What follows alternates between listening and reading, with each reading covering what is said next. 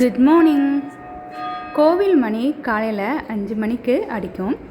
வழக்கமாகவே அது ஒரு பழக்கம். பழைய காலத்திலிருந்து திரிகால மணினும் 5 மணிக்கு அடிக்கிறது.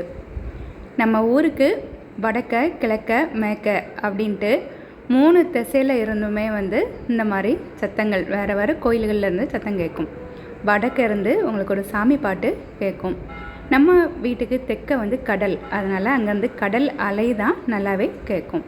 காலையில் ஒரு 5 மணிக்கு அப்படி எனக்கு சைல்ட்ஹுட் ஃப்ரெண்டு கூட ஒரு வாக்கிங் போனோம். அப்படி மலரும் நினைவுகள் எல்லாம் பசிட்டு போகும்போதே இதில் சன் ஆண்டனிக்க இந்த கொடிமரம், இது கோயில் கொடிமரம், அதில் ஒரு சிறுபம் இருந்துச்சு. அதில் ப்ரேயர் பண்ணிவிட்டு காலையில் 6:15 இங்கே சர்ச்சில் மாஸ் உண்டு. அவள் சொன்னால் 6:15 மாஸ் உண்டு, அதனால் வா அப்படின்ட்டு ஓகேனோ காலையிலே கோவிலுக்கு போயிட்டு வந்துட்டு வீட்டுக்கு வரும்போது வீட்டில் நியூஸ் பேப்பர் இருந்துச்சு. எங்கள் வீட்டில் அம்மா அப்பாலாம் படிப்பாங்க. அதை எடுத்துகிட்டு அப்படியே அம்மாட்ட கொண்டு கொடுத்துட்டு, வழக்கமாக உங்களுக்கு தெரியும், நான் பஹ்ரைனில் இருக்கும் போது காலையில் நான் ஓமம் ஜீரகம் எல்லாம் போட்டு தண்ணி குடிப்பேன். இங்கே நம்ம வீட்டு மரத்தில் உள்ள இளநீ, இது எங்கள் அப்பா காலையிலே கிழங்குன்னு கொண்டு வந்தோடனே இது 65 ரூபா அப்படின்னு வாங்கினாங்க.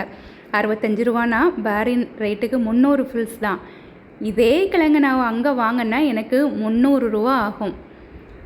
இளநியை காலையில் எம்டி ஸ்டமக்கில் குடிக்கிறது ரொம்ப நல்லதுன்னு சொல்லுவாங்க. இங்கே இதே இளநீ நாங்கள் வாங்கினா இதுவுமே அங்கே 300 ரூபா. இங்கே சும்மாவே கிடைக்குது. வீட்டை சுற்றி தென்னை மரம், இன்னும் வேறு இதெல்லாம் உண்டு. ஆனாலும் நம்ம அங்கே இருக்கோம். வீட்டிலையே நிறையா நான் தனியாக நான் அம்மா வீட்டு தோட்டத்தை நான் ஒரு பெரிய டூராகவே போடுறேன்னா, நிறையா செடி அம்மா வீட்டில் இருக்குது. அதை பறிச்சுட்டு இதை கருக்கு அப்படின்ட்டு சொல்லுவாங்க. தண்ணி தனியாட்டு, இது தனியாட்டு. தண்ணியில் அதை போட்டு குடிக்கலாம். தனியாகவும் நம்ம இதை சாப்பிட்டுட்டு அதை குடிச்சிட்டு இதை சாப்பிடவும் செய்யலாம். இது காலையில் எம்டி ஸ்டமக்கில் குடிக்கும் போது நம்ம உடம்புல இருக்கக்கூடிய சூடு அப்படியே குறையும். அதனால் நம்ம காலையிலே கூல் ஆயிடுவோம்.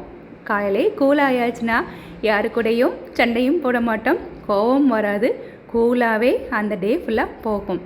நான் இதை போட்டு அப்படியே குடிச்சிட்டு இந்த டே ஃபுல்லாக கூலாக இருக்கும் அப்படின்னும் மனசில் நினச்சிட்டு நம்ம வீட்டிலேருந்து பார்த்தாலே கோபம்னு தெரியும். அப்பப்போ கடவுளையும் பார்த்துட்டு இந்த டே அப்படியே போகும். தேங்க்யூ.